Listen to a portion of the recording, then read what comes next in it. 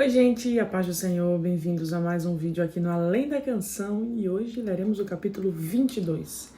Literalmente é uma continuação do capítulo 21 e ele já começa com a defesa de Paulo, diante dos judeus. Veja o vídeo anterior e sempre leia, o capítulo proposto antes de prosseguir vendo o vídeo. Então vamos lá, o capítulo 22 aborda, como a gente já disse, o discurso, a defesa de Paulo diante dos judeus ali no meio da rua praticamente, os açoites, o interrogatório feito pelos romanos e a afirmação feita por ele de que ele é um cidadão romano, E ele afirma isso para os romanos, para que ele não seja açoitado. E ao fim do capítulo, a ida dele ao Sinédrio para ser julgado pelo conselho judaico. Como vimos no capítulo anterior, Paulo pediu a palavra ao soldado que estava levando ele para dentro da fortaleza e ele permitiu ele falar. Então ele faz sinal para o povo com as mãos e começa a narrar o seu testemunho, a sua trajetória.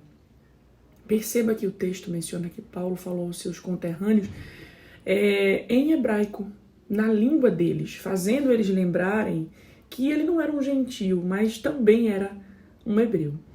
E isso fez com que eles ouvissem ele, pelo menos inicialmente, ali, as primeiras palavras. Paulo deixa claro, então, que ele lembra das suas raízes, que ele foi criado na lei do Senhor, e tal qual todos que estão ali, Ele deixa claro também que entende o quanto aqueles homens são zelosos, porque ele também já foi assim. Ele não acusa pelo que estão fazendo com ele, Ele tenta compreender e esclarecer com o maior respeito possível a sua trajetória e seu chamado. Então, ele narra seu testemunho em detalhes, desde o dia que ele pegou as cartas em Damasco, a caminho de Damasco, para perseguir os do caminho, um encontro com Jesus, o modo como se deu, a cegueira dele, a cura, o batismo e o seu trabalho ordenado por Deus aos gentios. Ele menciona que Deus o mandou ir para longe, aos de fora de Jerusalém, e é exatamente por esse motivo que ali, nessa passagem, os judeus ficam muito enfurecidos.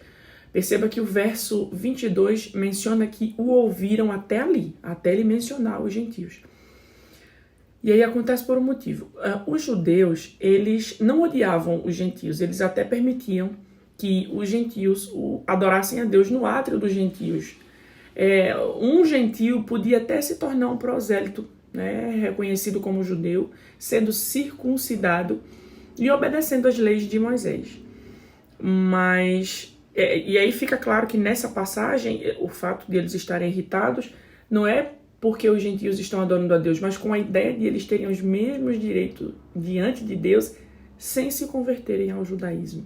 O fato de os gentios poder terem acesso a Deus pela fé em Jesus Cristo era uma ofensa para os judeus. Então, a partir do momento que ele cita a salvação dos gentios sem a conversão ao judaísmo, a multidão novamente se alvoroça e pede que matem, que exterminem, que tirem Paulo da face da terra. E aí o comandante de imediato manda acorrentar Paulo e em seguida vai açoitá-lo, interrogá-lo. E ali, enquanto estão amarrando Paulo, ele faz uso da lei que ele conhece. É lícito açoitar um cidadão romano sem que ele tenha sido condenado? Segundo a lei romana, nenhum cidadão romano poderia ser acorrentado, muito menos açoitado, sem um julgamento adequado. E aí o tribuno que impusesse esse castigo a alguém de forma ilícita, ele seria punido severamente. E aí Paulo estava sendo acorrentado sem nenhuma acusação formal feita. E aí o centurião de imediato já vai alertar o comandante. Olha, ele é um cidadão romano. O comandante vem questionar ele se de fato ele é um cidadão romano e afirma que ele mesmo pagou um preço muito alto para se tornar um. Paulo diz que é um cidadão romano por nascimento. A história conta que, a princípio, somente pessoas livres que viviam na cidade de Roma tinham direito a privilégios da cidadania romana.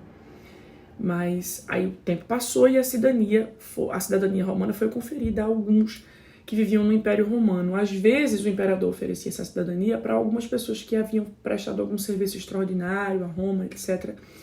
E é provável que o pai ou o avô de Paulo tenha feito isso e se tornado um cidadão romano. Por isso que Paulo menciona que é romano por nascimento. No dia seguinte, como a gente lê no final do capítulo, né, o comandante libertou Paulo, mas mandou que levassem ele para o Sinédrio, porque ele queria muito saber o motivo pelo qual Paulo estava sendo acusado pelos judeus.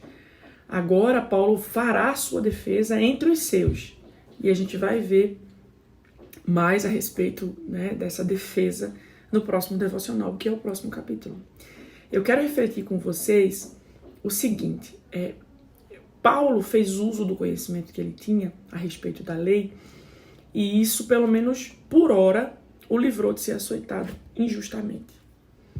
De fato, era injustamente, né? E a gente sabe que muitos desafios e prisões virão ao apóstolo, mas atenha-se a esse detalhe de que muitas vezes nós precisamos nos munir dos argumentos além do espiritual. Ele não disse, não me machuquem porque sou um homem de Deus, porque faço a obra de Deus. Ele fez uso da lei e isso fez toda a diferença.